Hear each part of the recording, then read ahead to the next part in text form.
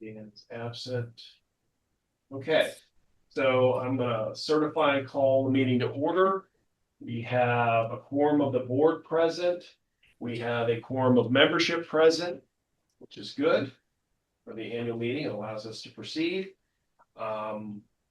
First order of business is the approval of the annual meeting minutes from January of last year. That's the last election. Does anybody want to hear them? I think we should just, because it's so I long. can't. I certainly don't remember what we decided.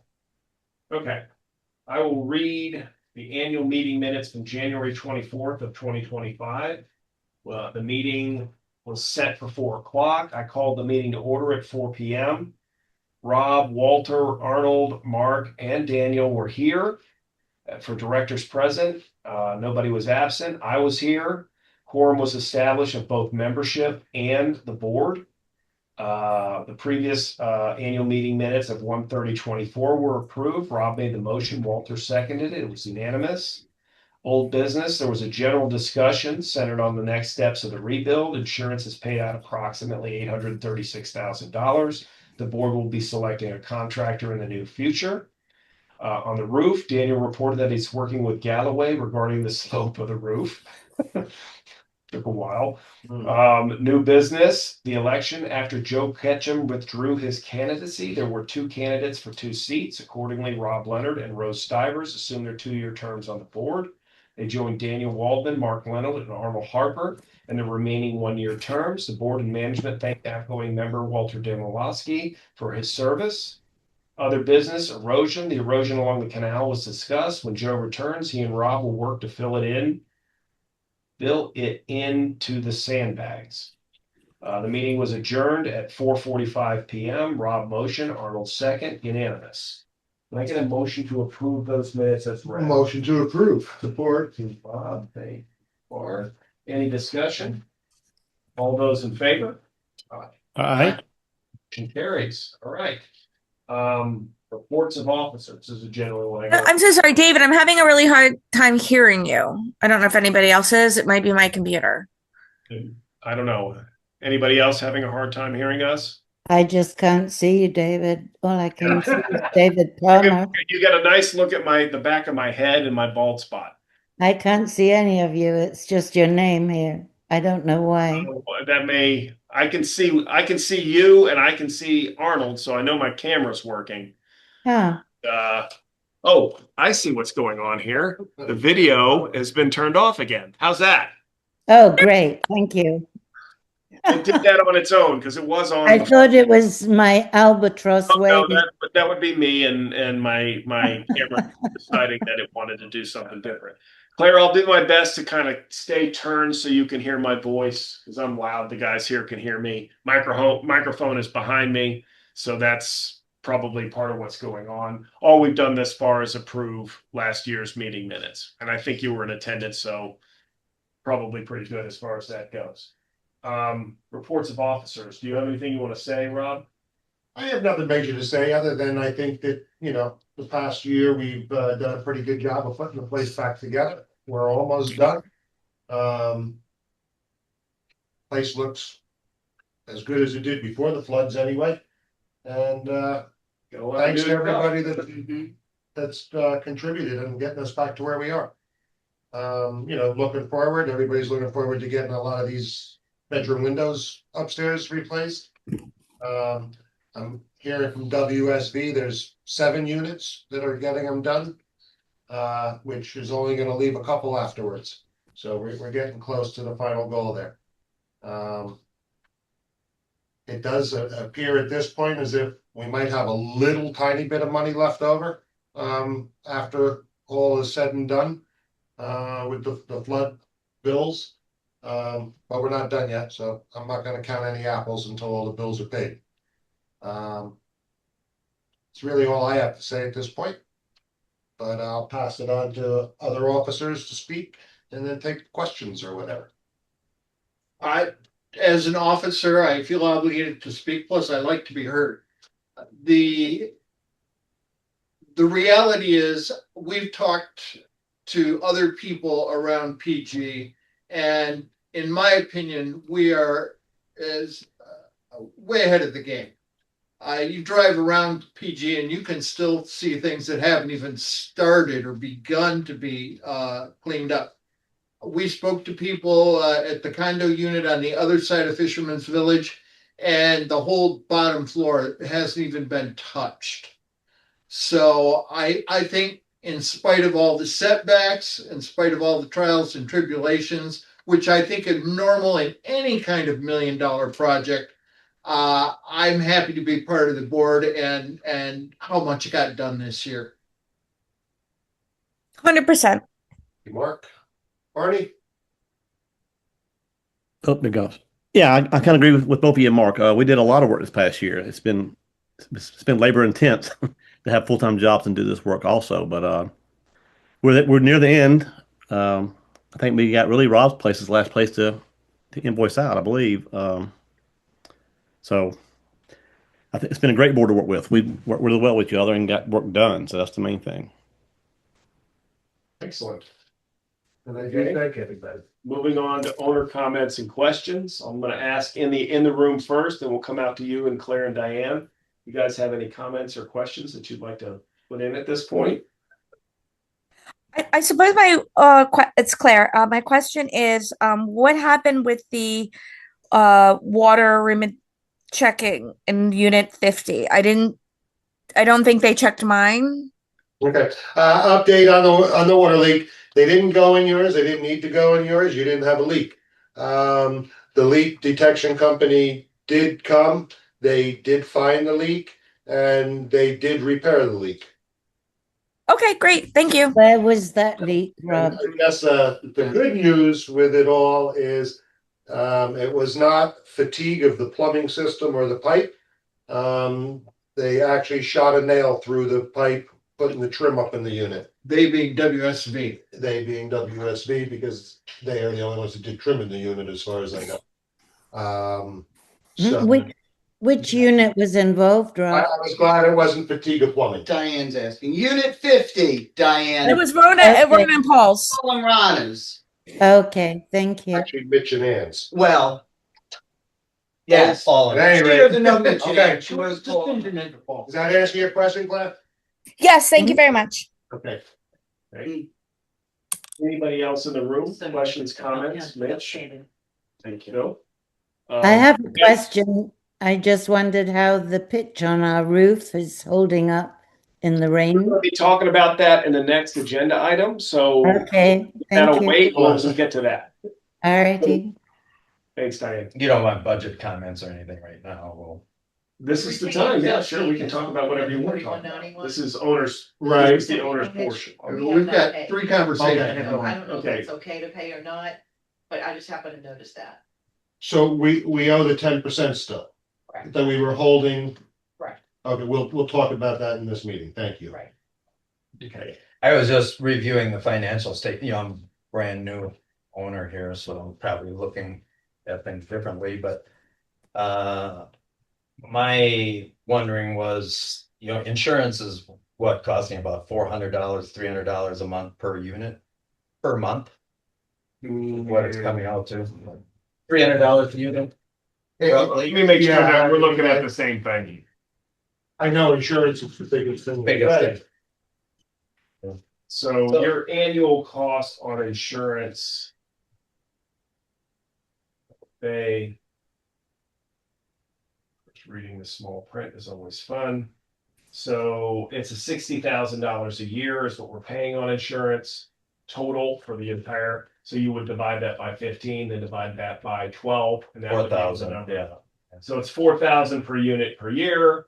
So yes, that is, and realize that's flood insurance as well as hazard insurance, as well as all the liability. Right, now, my comment one is I'm concerned about value in this place. Maybe, my goal is to raise the value in this place. And generally, for every $100 we can knock off the condo fees, we can probably add $20,000 to $25,000 per unit in value if you ever wanted to sell or if you were going to buy. And that's something we keep in mind as owners. What we did in other condos I've had is like with flood insurance in my old condo, we we put that on the property owner themselves, lowered the condo fees down to hundred Were fifty. those Florida condos? Yeah, in the aisles, actually. It's because we made the individual responsible for flood insurance, and you could opt out if you didn't have a mortgage or whatever, and See, we got our, The issue that you'd have with that, and I would love to hear how your condo insurance did that, is, as I understand flood insurance, is we're required by statute to, because there are certain things that are per your Florida condominium documents, unless you do a change to your documents, that are the responsibility do of the the these association. documents, I don't know. We have really old unmodified documents Yeah. from eighties. Seven. 70s and 80s. This is not a new building. Yeah. So to do what you're talking about would require a membership vote to transfer what statute says, chapter 718 says, unless your documents have some other provision, the association is required to ensure the replacement value of whatever is covered by flood insurance within the building. And that in this recent flood was Everything. everything. Now, for example, it was about $1,000 to buy a flood insurance policy if you want, the gamut. Now, if you have a mortgage, you have to have flood insurance. That's a given, but as an individual, but if you didn't want to have flood insurance and you lowered your, the condo fees as a whole, as from a marketing point of view, your value, Yeah, the issue with that is, at least from my perspective in managing other ones, if you were gonna go in that direction, good night, Jody. Yeah. That might not necessarily be a good thing, because you could have somebody who says, well, I'm gonna self-insure and does not have the financial capacity to self-insure, and your own value will be diminished because, okay, everybody's self-insuring and we have another flood event and these walls pass water back and forth, right? So from a collective perspective, we were able to repair all of the electricity, meaning we had the money to fix all of the collective stuff that was broken because the main lines came to the building, split off to the unit owners. How would you coordinate if you were dealing with 15 separate flood policies to fix all of the I things couldn't that were imagine wrong? 15 different adjusters. I mean, I'm not saying Yeah. that it's Well, impossible. I mean, It does your make your things. common area is obviously all covered under. Which would mean But- your Your umbrella. policy anyway. Yeah. So You're then you're right. not getting rid of the flood policy. Well, The flood exactly. policy Flood basically. policies are flood policies. You can't pick and choose. Generally, what you do for a savings on that type of stuff is A unit owners deductible or have their whatever. own flood policies in addition to what I don't the. even know if you can do that with flood. You can do that with wind, but flood is federal, national. And everything's, I mean, for at least my dealings with them recently, it's very cut and dry. I mean, this is what we're covering. They said right away, look, this is what we're covering. We're not gonna cover X, Y, Z. We don't cover contents. This is. I'm just throwing this out for discussion. No, absolutely. I mean, Just say a Right. way to, if you could get the condo fees down to $595, you're gonna compete in the marketplace. If you ever wanted to sell your unit, you're probably gonna pick up another 40 grand or 40 grand because you're competing in the marketplace with somebody else. What I would Lower. say to I you don't is, agree. I just don't know how we get there. Yeah, we're going to see probably some, well, depending, not necessarily this year or next year. But remember, you had a lot of deferred well, you might not. I don't. But these guys remember that there was a colossal amount of deferred maintenance where we were doing that, for a long period of time, we were managing the monthly amount to the detriment of deferred maintenance. Except the monthly amount. The fact that you got hit by help. you got hit by a storm, and many of the things that had just been put off and put off and put off, now you've fixed all of the downstairs windows with insurance money. Or well, Kind of. Yeah, Peter patio involved. door. Well, a Patio lot of doors the are things that we fantastic. were not able, you have a much better building than you had 2 years ago. And we did not have to do it through special assessment. So we're a lot better situated than we were. And whether or not that's going to I mean, with the inflationary environment that we have right now, we're probably gonna see some insurance savings. I'm hearing good things about that when renewal comes around. So that 60K, maybe 50K next year. Have you shopped it around? It gets shopped every year. Every year. Every year. And basically, it's a function of the market. What is our deductible? than right now. Well, it depends, your regular deductible for like a fire is, what is it? Well, It's but- not a lot. Let's talk about flood, yeah. Well, the flood has That's 5,000 per building. 5,000 per building. Per Your building. hazard, when it's not a flood, like an insured, like a hurricane comes in, it's 5% of the insured amount. So Which what, is a colossal. 5,000 per building seems very, It's quite low, and we were quite, yeah, I wonder if quite, we raised quite that. happy with that when we needed to. we used it. Yeah. And we used it 3 times in the past year. Mhm. Yeah, if we had a $20,000 deductible on each building, and we used it then we 3 would have times. assessments, but that's- it's like Mitch's Yeah. point is. If we don't have a hurricane. If it's a 10, lower 15 years, monthly fee, Your value, your when place. your value is up. Yeah. more. I mean, I understand the points and the principle, and I've worked on this budget for a lot of years. We try every year to keep it low and down. But insurance is insurance, you know.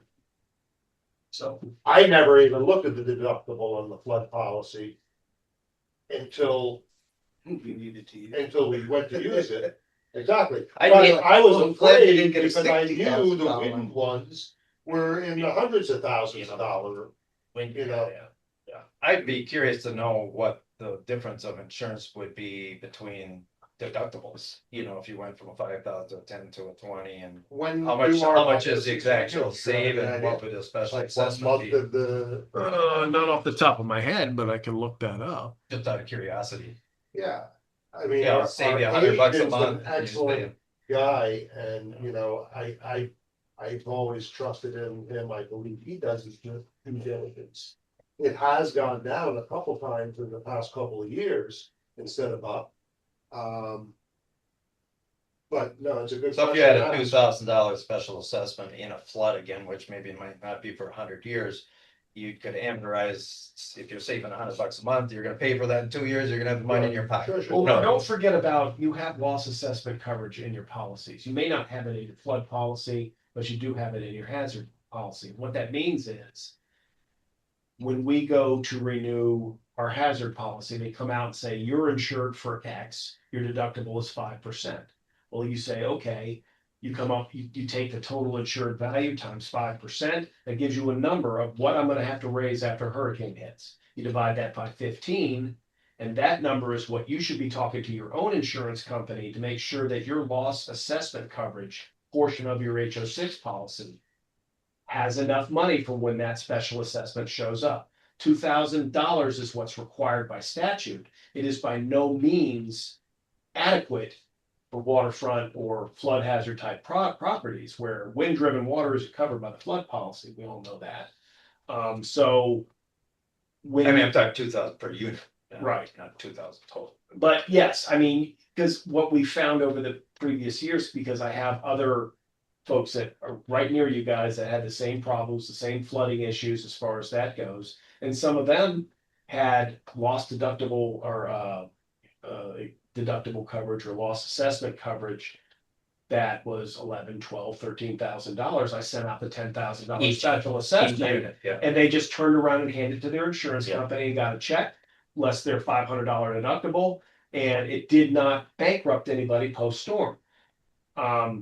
And those increment of, where, let's say the 2,000 comes with a base policy and you want to increase it incrementally, going from 2 to 5, that's like $40 a year or, less than $100 a year to increase that specific portion of your coverage. You just have to be really specific when you're talking to your insurance agent. You say, I need deductible coverage. Well, they'll misunderstand because definitionally, that means something completely different than loss assessment coverage. Okay, so when you're talking to your insurance agent, have that conversation. What is my loss assessment coverage on this policy? And they'll say, oh, it's $2,000. How do I increase that? And if they say, well, this insurance company does not increase that, you need to find a different insurance company. Because $2,000 will not cover, $2,000 times 15, that's $30,000. That is not our deductible, because we're assessed Cover for, us for Ian. I'm sorry. It did. cover us 2,000 for- coverage, that- but we that- did not that's- do a full loss assessment because we used some of the reserves to offset the deductible payments. But You see what I'm saying is if we had actually said, we're not touching reserves, we're gonna assess for the entire deductible, that's the best thing because now we're ahead of the game. To your point about lowering assessments, we get hit by a storm and we're able to cover it entirely by insurance coverage without touching our reserves to offset this deductible. Meaning, okay, we're insured for, of course, we're doing this without a calculator. I've learned never to trust my head when I'm doing this, but I'm pulling the number out of my ass, but let's just say we're insured for $1.5 million. It's probably not even, let's just say it's $2 million, for $1 million a building. Okay. 0 times 0.05. So our deductible is $100,000, which means we have to write a check for $100,000 before the first dollar of insurance For a shows up. building, or is that? That's for the whole. I'm saying if both buildings are $1 million, and we have a total loss or whatever it is. Even if we're not having a total loss, it's still $100,000. We have to pay the full deductible before the $5,000 of insurance. If we only had $105,000 loss, we'd have to pay $100,000 before they pay the $5,000. But if you have the appropriate level of insurance, so divide that by 15 because there's 15 units, you should have loss assessment coverage as part parcel to your HO6 policy of $6,700 instead of the $2,000 that's required and all of them come with by law. You increase that $2,000 to $6,700.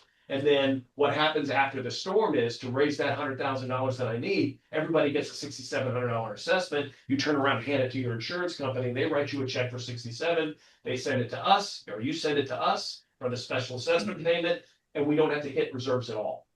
Okay. And what that means is everything's fixed, everything's new, and the money that's sitting in reserves. I've been through this with Ian, and nobody was doing it correctly prior to Ian. So everybody used, we still got $300,000 in the roof reserve, so we'll only assess the $2,000 that everybody has. That worked, but now you're starting over with $0 in the reserves, and 20 years from now, we're going to do a new roof reserve. Think about how the math would change is if we could get your insurance and your insurance to pay that deductible, we don't hit the roof reserve, we have a brand new roof. The denominator just went from 7 years until we're doing the roof and we have $300,000 in it or whatever the number is. To the denominator just went up to 20 and your monthly assessment goes down correspondingly on the next budget. It depends what a person's risk assessment is, somebody.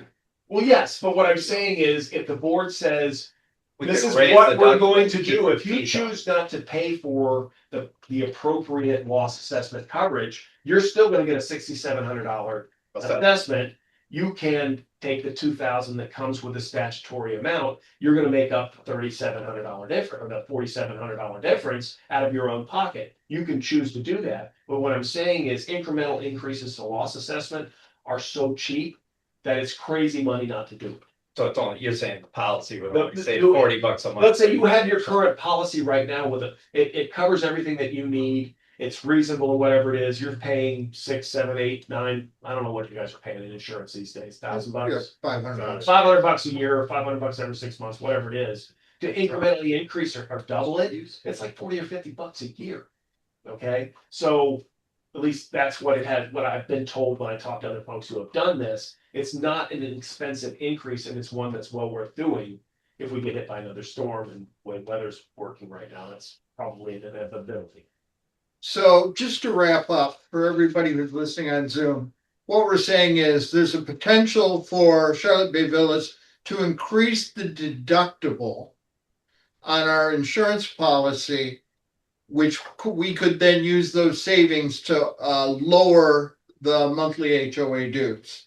The downside of that would be you would have to take the difference and you would have to get that on your own personal insurance policy.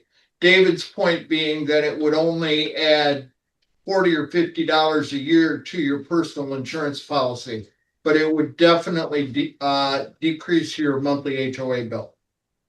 The good part about decreasing monthly HOA, as I said, it's a direct correlation to the value The other side of your property. There is a point of diminishing returns where your own insurance policy says we're fine with 5% deductible and will allow you to increase your loss coverage to your 5% deductible. But your association has chose a 10% deductible. We're not going to cover that extra 5. So you may hit a point where they're saying, yes, you can increase from $2,000 to $5,000. We're not going to go any higher. And in a plentiful insurance market, which we're starting to get back to, but right after a storm, you can't find insurance. Yeah. Right? You have to take care of this before it. In a good market where there's plenty of providers, you know, you want an admitted company. That means it's backed by the state of Florida. In case they go belly up, the state's going to make it right. And that they will allow you to purchase the right amount of loss assessment coverage as an addendum to your own policy. Because some insurance companies have said, nope, we don't offer that. And a lot of folks say, well, my insurance won't cover it, so that's it. That's not it. You have to do more work. You go find an insurance company that will offer it. So should we have, who is looking into the insurance? Do we have any individuals, a part of the board or committee or you?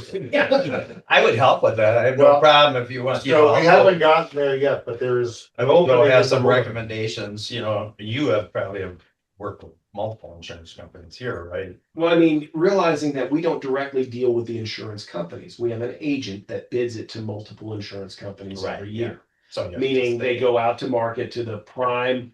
And again, there are admitted and non-admitted companies, you know, and you can save money by going with non-admitted, but the difficulty with a non-admitted company is they are not backed by the state of Florida.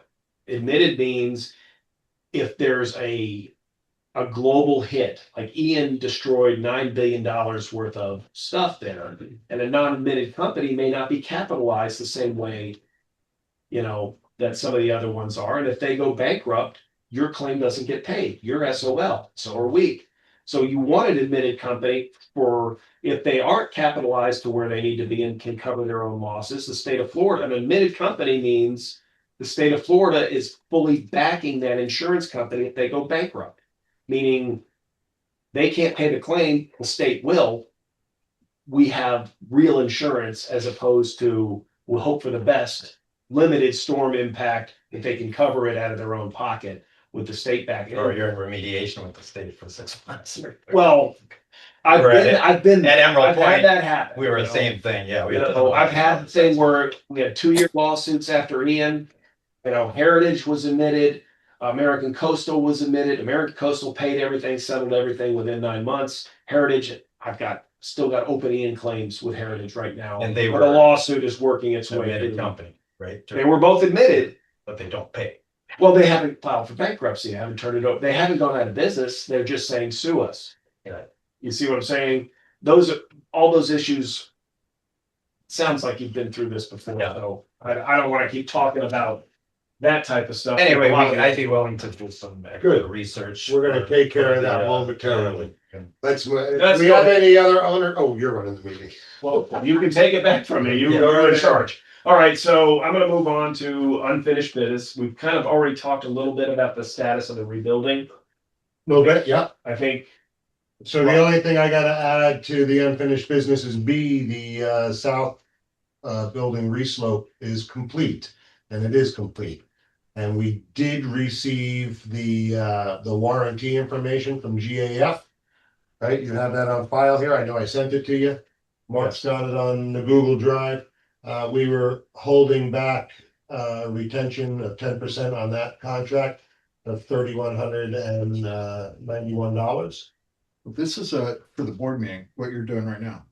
We're not in board meeting, we're in general membership, because We're just talking. Oh, it's old business. I just wanted to clear old business. Okay, yeah, you're not voting on anything to do anything. It's just basically we can bring, just so you understand, It's about membership membership, members. whatever. If you're gonna vote on doing something about this is more of updating on projects that were complete or not complete. The roof is complete. That's all you need to say at The this roof point. is done. We'll bring up board votes in the next meeting.